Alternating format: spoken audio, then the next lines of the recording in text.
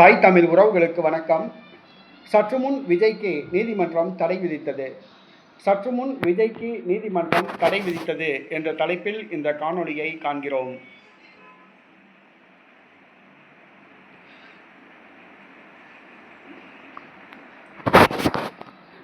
திமுக முன்னாள் அமைச்சர் செந்தில் பாலாஜி டாஸ்மாக் முறைகேடு சம்பந்தமாக அவருடைய வீட்டில் லஞ்ச ஒழிப்பு போலீசார் சோதனை செய்தனர். அவரது வீடு, அவரது உறவினர்கள் வீடு, நண்பர்கள் வீடு, பினாமிகள் வீடுகளில் டாஸ்மாக் முறைகேடு சம்பந்தமாக லஞ்ச ஒழிப்பு போலீசார் சோதனை செய்தனர்.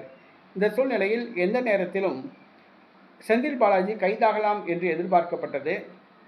ஆனால் செந்தில் பாலாஜி உச்சநீதிமன்றத்தில் மனு தாக்கல் செய்துவிட்டு அவர் ஒரு மருத்துவமனையில் உடல்நலம் சரியில்லை என்று அட்மிட் ஆகிவிட்டார்.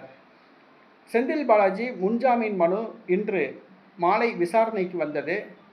செந்தில் பாலாஜியை கைது செய்யக்கூடாது என்று உச்சநீதிமன்றம் தமிழக காவல்துறைக்கு உத்தரவிட்டுள்ளது. டாஸ்மாக் முறைகேடு வழக்கில் செந்தில் பாலாஜி கைது செய்யக்கூடாது என்று உச்சநீதிமன்றம் தடை விதித்துள்ளது. முன்ஜாமீன் பெற்றுள்ளார் செந்தில் பாலாஜி அப்பாடா என்று நிம்மதி பெருமூச்சு விட்டுள்ளார்.